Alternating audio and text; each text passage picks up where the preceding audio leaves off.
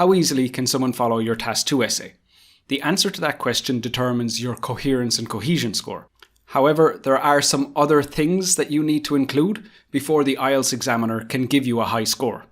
To determine your Coherence and Cohesion score, the examiner looks at clarity, pronouns, cohesive devices, and paragraphing. By the end of this lesson, you will understand exactly what's required from you in each of these areas. My name is Lara Ryan. I'm a former IELTS examiner, former British Council IELTS teacher, and the founder of Complete Test Success. So, if you're ready, let's get started on improving your scores.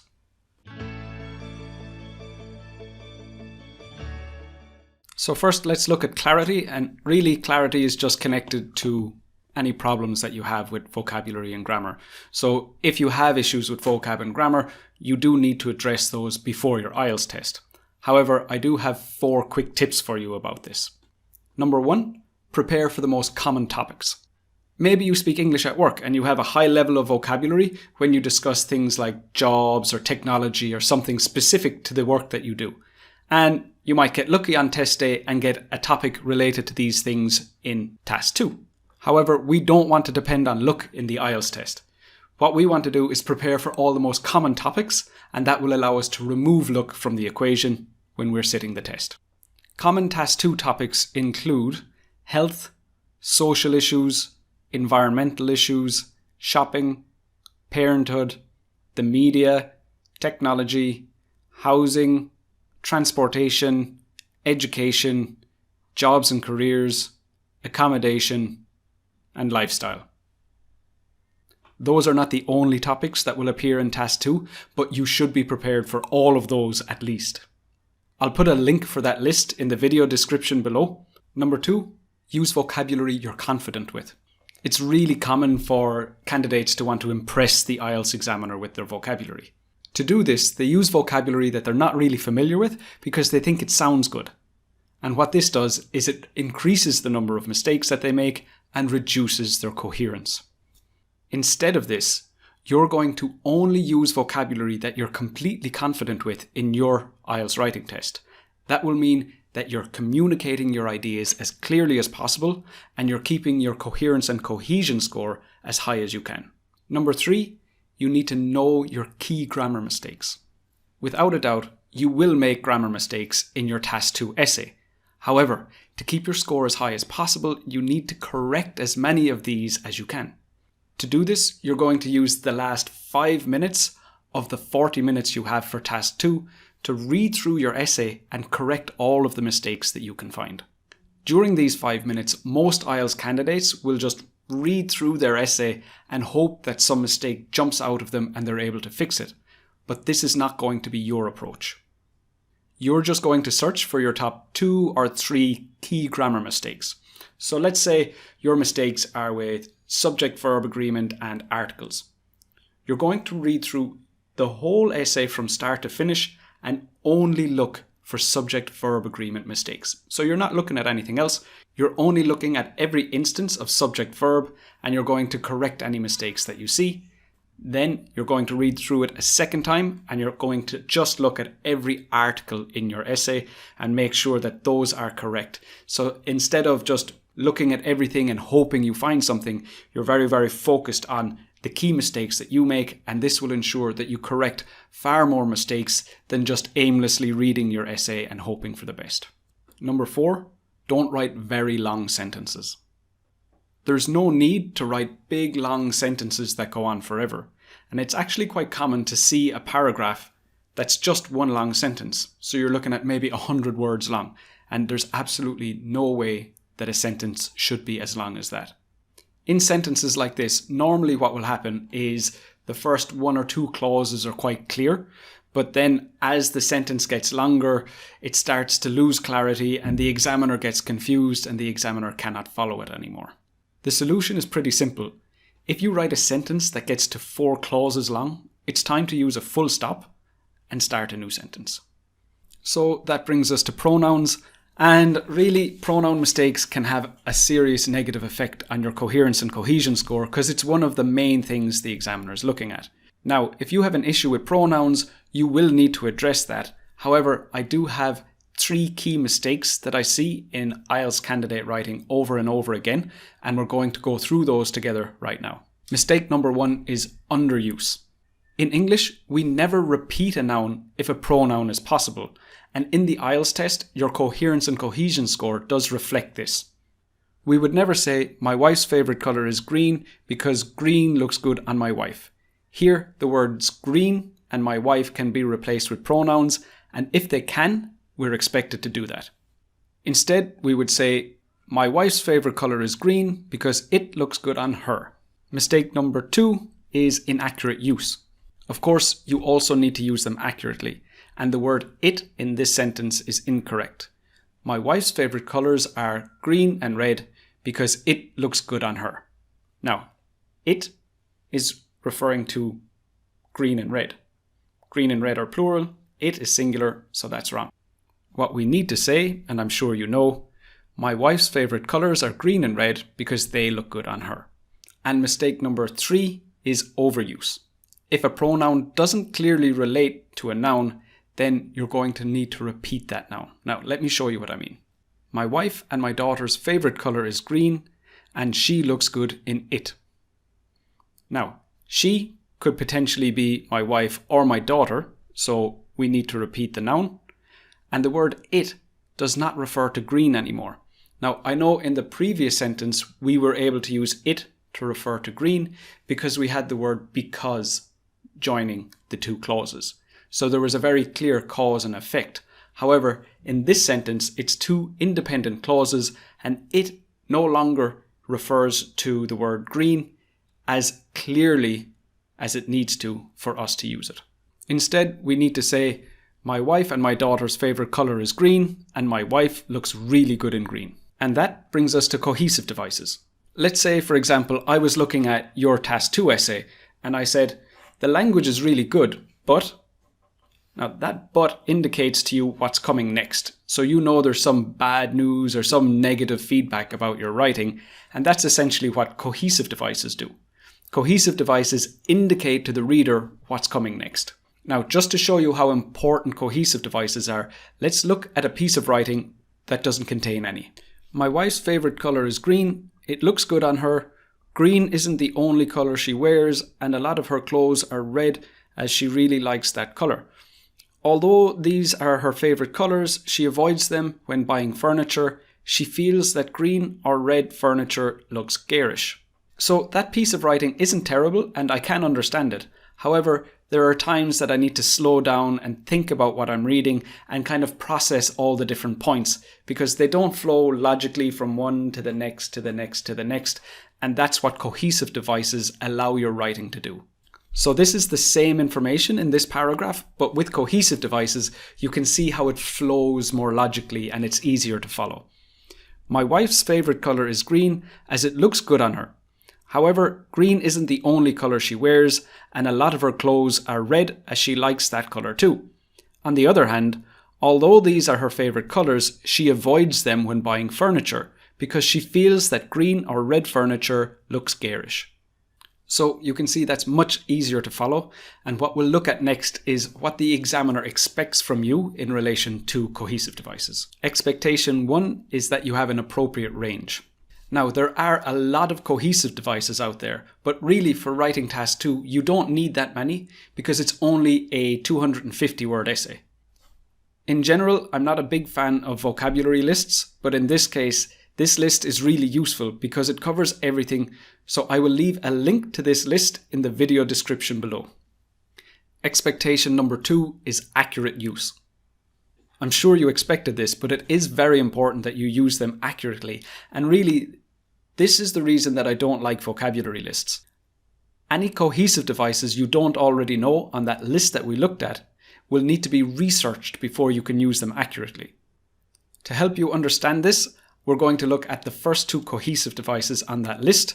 They were for adding similar ideas, in addition, and another reason is.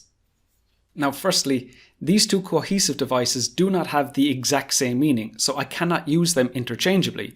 So if we look at the sentence, my wife's favourite colour is green. In addition, she really likes red.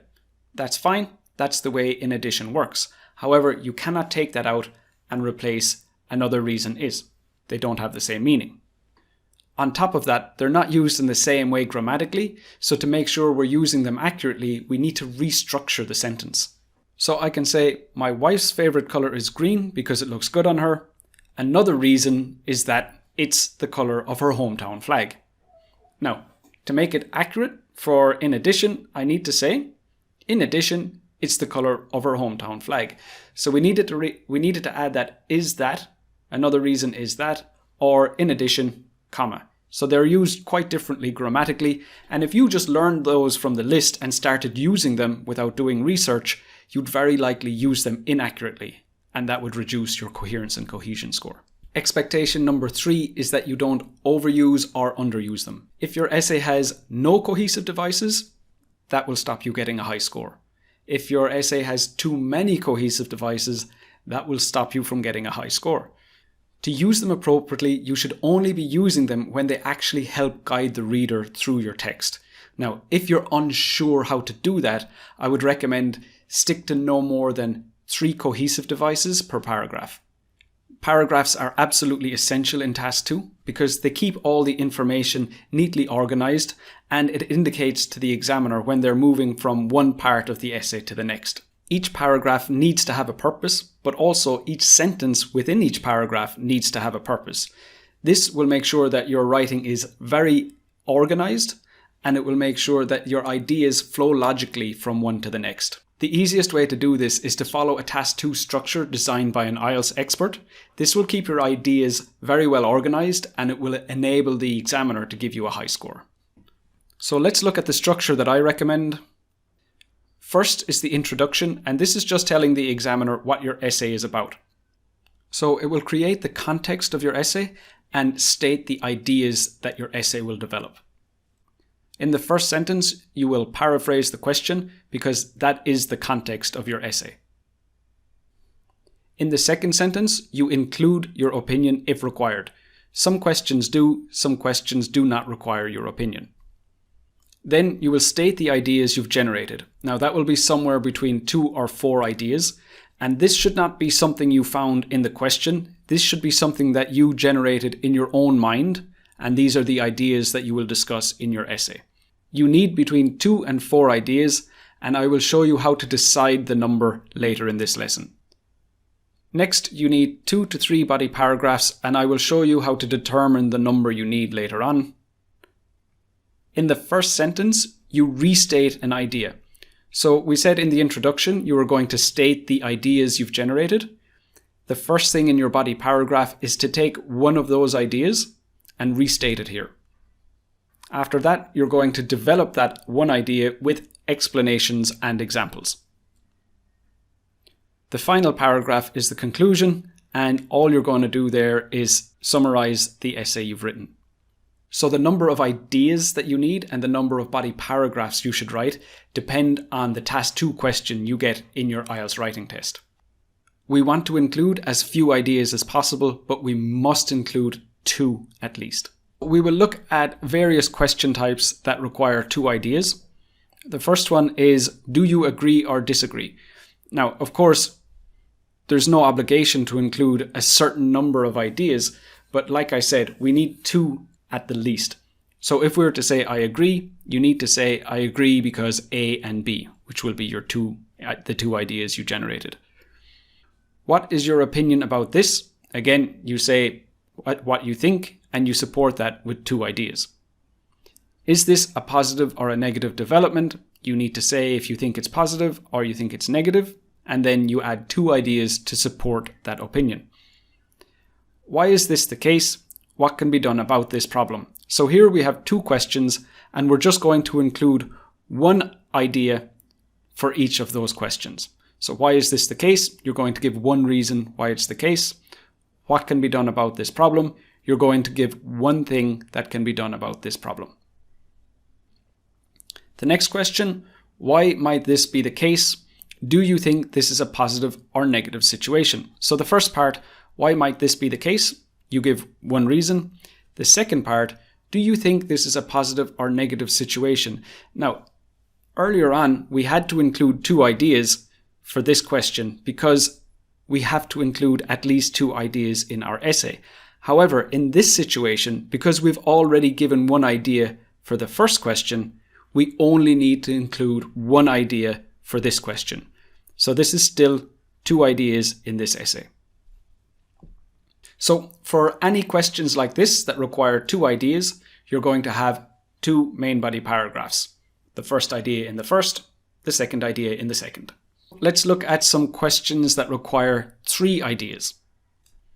Discuss both views and give your own opinion. This is a very common question. So what you need to do is discuss the first view, discuss the second view, and give your opinion. So that's 3 ideas. Why is this the case? What are the benefits? So here we have 1 idea for why is this the case. What are the benefits? Benefits is plural, so we cannot include 1 benefit. It asked us for benefits, plural. So it has to be 1 reason why it's the case and 2 benefits. Those are our 3 ideas in this question. Next one, what problems can this cause? What can be done to resolve this? So again, we're looking for problems. You can see the S, it's problems. That means we need to give 2. The second part, what can be done to resolve this? In this case, we just need to include 1. So again, that's 3 ideas to respond to this question. Next, to what extent do you agree or disagree? What other measures do you think might be effective? So in this case, the first part, to what extent do you agree or disagree? If that was asked by itself, you would need to include 2. But here you can just include 1 reason to support your answer because there's another question. The second part, what other measures do you think might be effective? Here we have measures, again in plural, so we need to include 2 measures. So 1 reason to support why you agree or disagree and 2 measures. So that's 3 ideas required for this question. And the last one, does this development have more advantages or more disadvantages? So what you want to do is say, are there more advantages or more disadvantages? The easiest way to do this is just say there are more advantages because there are A and B and there's only the disadvantage C. And again, that's 3 ideas required. So for a question like this, where there are 3 ideas required, you're going to have 3 main body paragraphs. First idea in the first, second idea in the second, third idea in the third. And then there are some questions that require 4 ideas. And honestly, these don't come up very often, but they do come up in the IELTS test from time to time. So you need to know how to respond to these. The first one, discuss the advantages and disadvantages. And really you have no choice but to include 2 advantages and 2 disadvantages. What are the benefits and disadvantages of this situation? Again, they're in plural, benefits with an S, disadvantages with an S. They're both plural. You need 2 benefits and 2 disadvantages. And finally, what do you think are the causes of this problem and what measures could be taken to solve them? So causes with an S, measures with an S, you need 2 of each. If you get a question that requires 4 ideas, I know the logical thing to think is I should have 4 main body paragraphs, but you cannot have very short main body paragraphs with just 1 or 2 sentences. That's not what a main body paragraph is. It requires more development than that. So what you're going to do is have 2 main body paragraphs with 2 ideas in each. So let's say you have your first main body paragraph, outline an advantage, develop it a small bit, state the second advantage, develop it a small bit. Onto your second main body paragraph, the same thing. Disadvantage, develop it, another disadvantage, develop it. Now that you understand the various components of the coherence and cohesion score, let's look at some IELTS writing so that you can piece it all together. This is the question that we're going to look at. Nowadays, more people are getting married in their 30s rather than in their 20s. Is this a positive or a negative development? First, a band 5 answer. Many things are changing in the world, and the age at which people are getting married is no exception. Now, I understand this sentence, but I don't really understand why I'm reading it. It's not giving me enough information. It's not directly setting up the context of the essay. It's just dragging out the intro, and I have to read another sentence before I find out what I'm actually reading about. So I would advise avoiding any background sentences like this. Personally, I believe that it's positive if people get married in their 30s, so it's true that nowadays couples are increasingly likely to get married in their 30s instead of in their 20s, and getting married in their 30s is a good thing. So here, personally, and I believe it's unnecessary.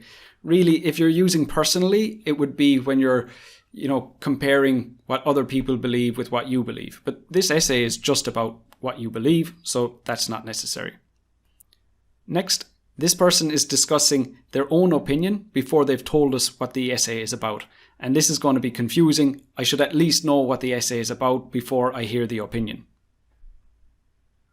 The phrase get married in their 30s is repeated, and that's not necessary. So it would really be couples are increasingly likely to do this. No need to repeat the full get married in their 30s again. And finally, the last phrase is a good thing. That's completely unnecessary. That's just repetition. They've already said this. They don't need to say this again.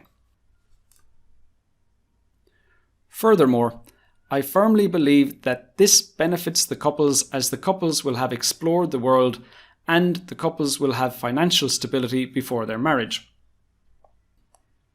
Furthermore is used incorrectly here, because furthermore is adding something extra to what's already been stated, but that's not what's happening in this sentence. So furthermore is an inaccurate cohesive device, and we have the couples included 3 times in this sentence, and really pronouns are needed in this situation. So let's compare this to a band 9 for coherence and cohesion. In recent times, couples are increasingly likely to get married in their 30s instead of in their 20s. I firmly believe that this benefits couples, as they will have explored the world and will have financial stability before their marriage. So this next paragraph is a band 6. In addition, when couples get married in their 30s, they will have had more opportunities to travel and see the world. So in addition isn't the right cohesive device to use here. It's not adding anything, it's stating the first main idea, and it's going to develop this main idea. So in addition is the wrong cohesive device here. This is because they tend to have children shortly after the time when they get married in their 30s, and all of the couple's time is needed for the important task of raising a family. So in this sentence we have the phrase shortly after the time when they got married in their 30s, and that context is already in the essay. We know exactly the time in a person's life that we're talking about, so it's unnecessary to repeat all of that. And also we have all of the couple's time, and we already know that we're referring to the couples, so this should be replaced with their time. For example, most of my friends from secondary school, while in their 20s, travelled abroad during their summer holidays, but now that he has children, his summer holidays are more likely spent at home. So here the words he and his, those pronouns contradict the fact that we were talking about multiple friends. So that should be they have children, their summer holidays. So let's look at a band 9 version of this paragraph. When couples get married in their 30s, they will have had more opportunities to travel and see the world.